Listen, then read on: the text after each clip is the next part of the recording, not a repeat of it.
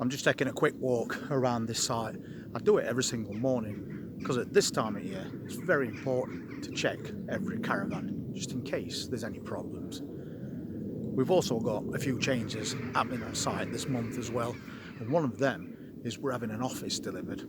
We've been waiting for that for quite a while, but it is finally on its way, and that should be coming before the end of October. And as soon as that arrives, we'll pop in and take a look around it, because it's also got a laundry attached to it as well, so that's going to be really useful through autumn and winter. I've also made a few more changes to our static caravan as well, a few more upgrades which I think it needed, and we'll back down to the van and I'll show you what we've done. Because it's now October, a lot of these vans are sat empty, and you can't blame people. The weather changes really quickly in the UK, so it's starting to get quite cool at night, which is the reason we've changed from t-shirts and shorts to jumpers and hats. So we'll just make our way back and I'll show you these bits and bobs that we've changed.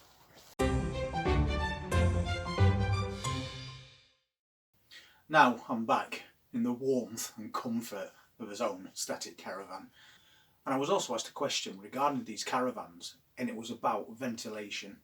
If you remember the previous van that we had, there was air vents that went all the way around the room, quite a lot of them as well, and then they have them in the floor, and this one hasn't got any that I can see anyway. If you look round the ceiling, this is where the vents would have been, on those walls just over there, all the way around the rooms. But as you can see, we don't have any. And somebody asked me what the reason was for that. So as always, when people ask me questions, I give them an answer. Somebody commented on the channel quite recently about the gas fire that we've got in this living room.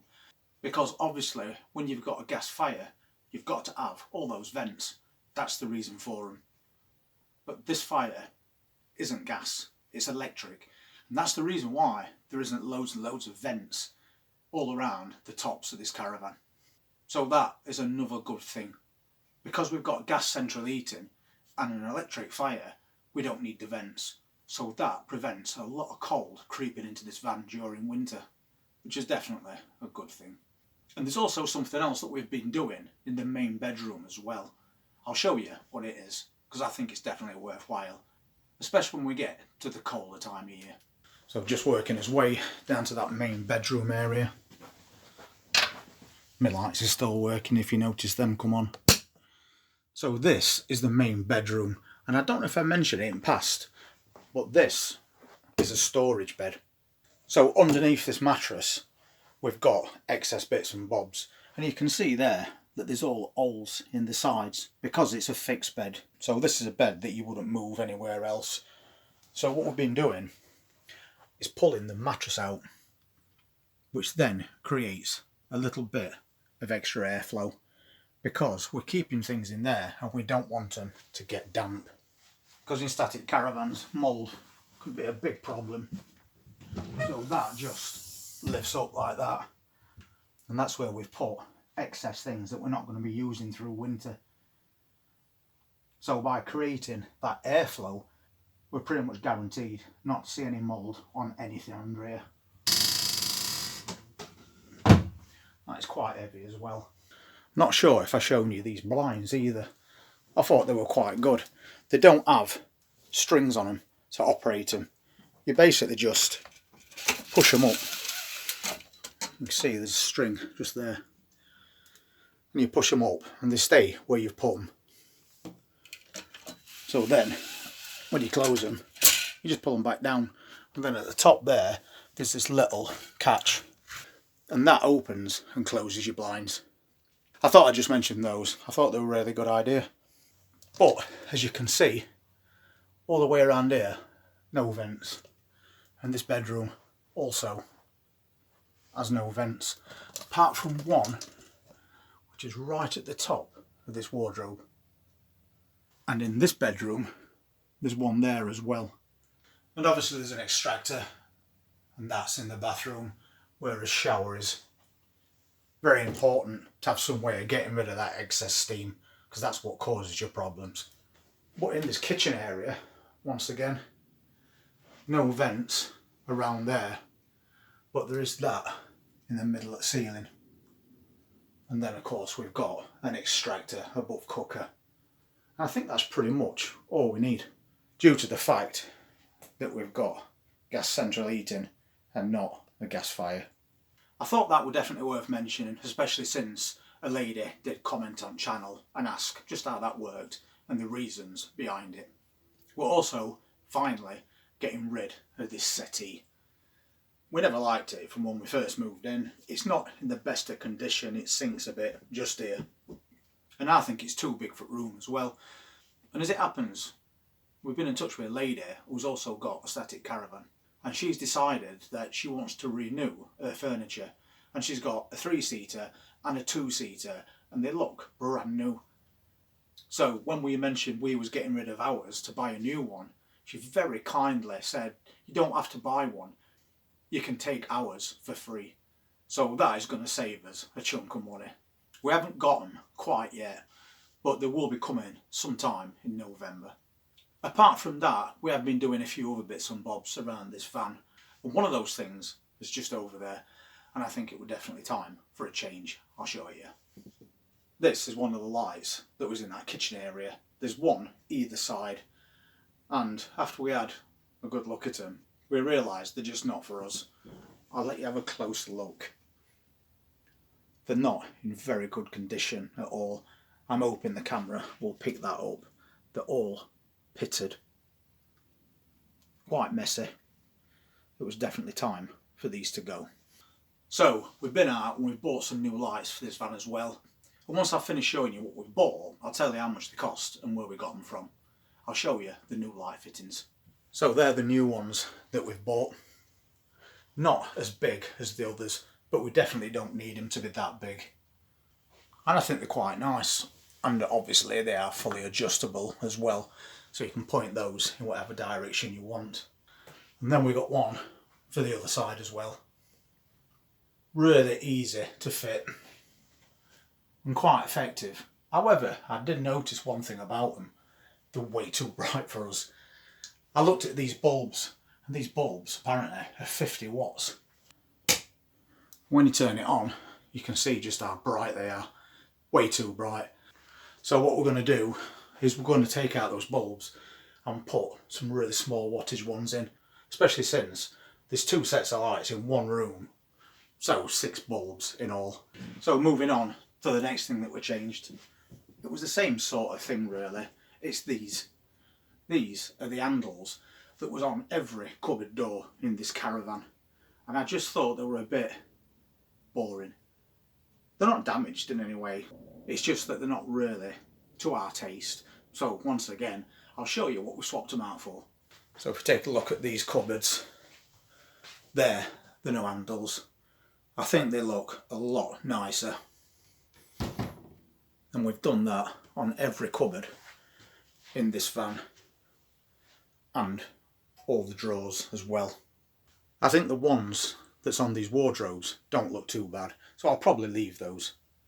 You can see his light's still working. I did forget to mention when I said that these stick on, I meant the magnetic. So it's easy to take them on and off. I definitely think it's worth upgrading all these bits and bobs in this van since we got it. It just only makes it that much nicer. But we have changed a couple of bits and bobs outside as well. So before I tell you how much these lights and handles cost and where we got them from, we'll pop outside and take a look at what we've done out there. So going round the back of this van, you will remember that we had this shed moved, and that's so we could put a washer and dryer in it. But I thought of something else.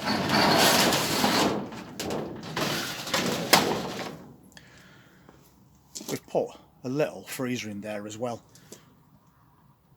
And the reason we've got room to also have that in this quite small shed is because I've done that. I've put the tumble dryer on top of the washer, and I know people are going to say once the washer kicks in this is going to end up vibrating off, but it won't, because underneath we've got some double-sided very adhesive tape, so when this washer's running that doesn't move at all. Looks like Asper's come to see me once again. Very inquisitive cat. And don't start jumping up there either. And this is something else that we've done. Put a couple of racks in there. One we've got various tools on. And you might notice I ain't got round to putting an LED light in here. But we're going to put one probably on the roof there. Because now these darker nights are here, we need to be able to get access to something else that we've done. And we've put another rack there so we can put excess amounts of food. Mainly tin things. So I think that was a really good idea. It's utilised this storage shed to its maximum. So you can see how we've definitely utilised the space in that shed as much as possible. Which brings me to another question. Somebody says that during winter, did you have any problems with the pipes freezing on that washer? And the answer to that is no. I could have shown you while we were out there, but it slipped my mind.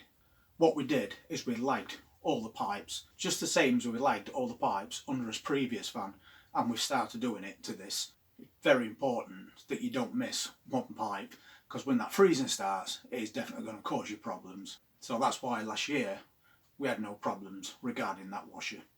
So I'll just let you know now where we got those bits from and how much they cost. So we basically bought 16 of those door handles, and we got those off Temu. And altogether, including delivery, they only cost us £17. That's really cheap. I have seen door handles in shops in other areas that want £5 for one door handle. So I think to get 16 is a very good deal, and they do make it look a lot nicer.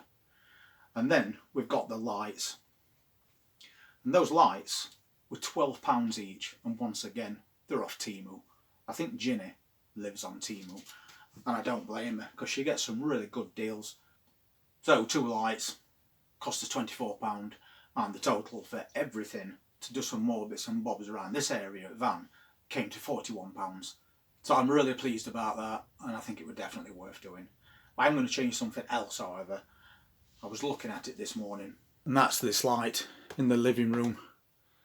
It doesn't look too bad. It's not as bad as the other ones were, but because you can get these lights so cheap, I think it's worthwhile investing in a new one. And I'll probably change that one over there as well. I have also got an update about that fridge freezer that we bought. If you remember, we bought a brand new Hoover 50/50 fridge freezer in black. Unfortunately, after using the water dispenser on that twice, it just fell to pieces. And we had an engineer that came out, and once he realised what had happened, he says, well, just order you a new part and you can fit it yourself. Pretty simple job. Unfortunately, after nearly 2 weeks, nothing arrived. So we rang Curry's up and explained the situation, and they told us that those water dispensers were on back order, which tells me it's probably a common fault, and that put me off the fridge freezer altogether. But not only that, it was quite noisy. It's right at the other side of the kitchen, and I can hear it humming all the time. And when you open the bottom freezer door, there's quite a bit of ice on the fronts of those drawers, and also there's ice forming on the back of the fridge part of it, which doesn't seem right to me. So after looking into it a little bit deeper, I realised that what we thought was a frost-free was actually what they call low frost, which I'd never heard of. Apparently they're capable of keeping the frost build-up down to a minimum, and as far as I'm concerned, it wasn't doing that at all. It seemed to be getting worse. So we spoke to the lady on the phone, and she says because of the inconvenience, she would add 10% to the price that we paid for that fridge freezer in order for us to buy another one, and it's completely frost-free. I'll give you a look at that as well. So that's the one we've had it replaced with, and this one has got a water dispenser as well that works, and that's the make. You get a 2-year warranty, and if I go really close to it, you can barely hear that, which is brilliant. So what started off as a bit of a pain ended up being okay, because we got an upgraded, better one, and it's slightly taller than the previous one as well. So there we go, a few more upgrades to this van and a few more to come. I'm definitely looking forward to getting rid of this settee and getting the new one. We've also got a new table on the way. I'll show you that when we get it. And once again, we got that for a particular reason. So if that lady is watching this channel, thank you so much for gifting us that settee. Massively appreciated. And one final thing, we've just celebrated this 20th wedding anniversary, which I believe is a China one. So moving forward into his 21st year of marriage, we'll see what else we do between now and Christmas on a second year in a static caravan. Thank you very much for being part of this channel. I really do appreciate it. And if you want to see what other upgrades we make to this van and various other things, then please hit that subscribe button and press that notifications bell. I'll see you next time. Take care.